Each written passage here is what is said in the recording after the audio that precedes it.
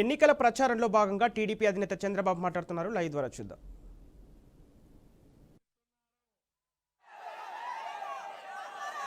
ఇంకో పక్క తమలో 3 సార్లు ఆర్టీసీ రేట్లు పెంచాడా లేదా? ఇంకో పక్క మా వాళ్ళలో కొంతమంది ఉన్నారు పాపం మందు బాబులు, శారీరకంగా కష్టపడతారు.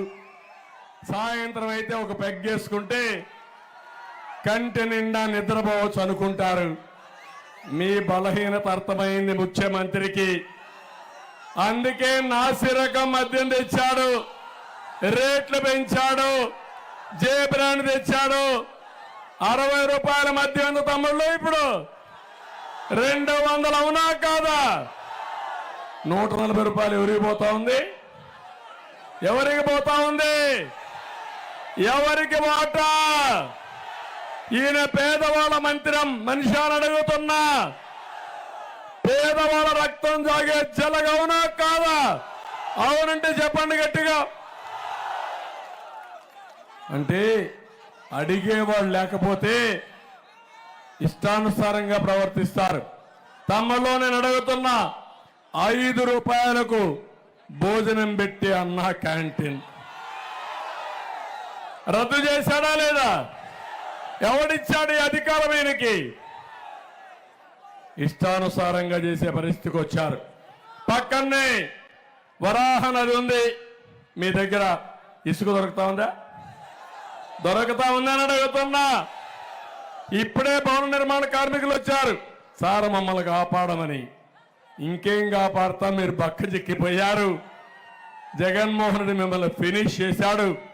ఒకటే చెప్పా, నేను వస్తానే ఇసుకకు రెక్కలు రావు, ఉచిత ఇసుక ఇచ్చి మిమ్మల్ని ఆదుకునే బాధ్యత నాది. ఒకప్పుడు ట్రాక్టర్ 1000 రూపాయలు అవునా కాదా? ఇప్పుడెంత? 5000, 6000. ఏంటి అరాచకం?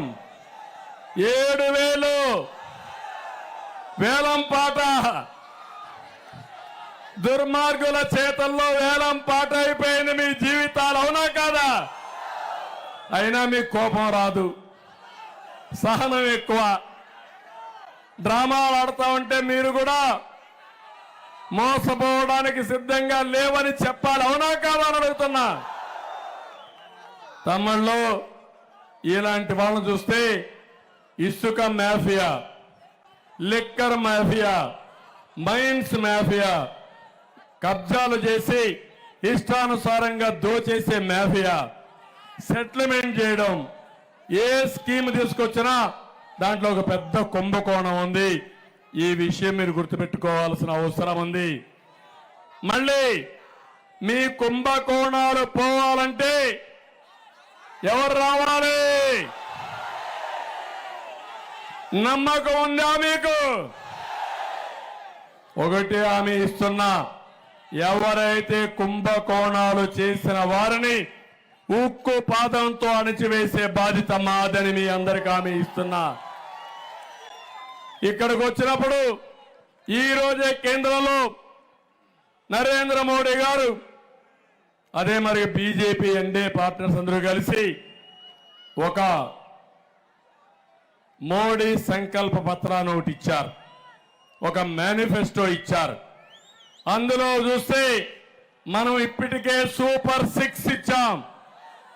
మా మిత్రుడు పవన్ కళ్యాణ్ గారు అన్నారు, ఆరేగా సార్ 10 ఇద్దామని.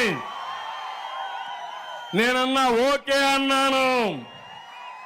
ఇప్పుడు మేమిచ్చే కార్యక్రమాలు, కేంద్రం ఇచ్చే కార్యక్రమాలు రెండు కలుపుకుంటే ఆకాశమే హద్దుగా అభివృద్ధి చేసే అవకాశం ఉంటుంది. మన సూపర్ 6 లో కూడా ఇవే ఉన్నాయి.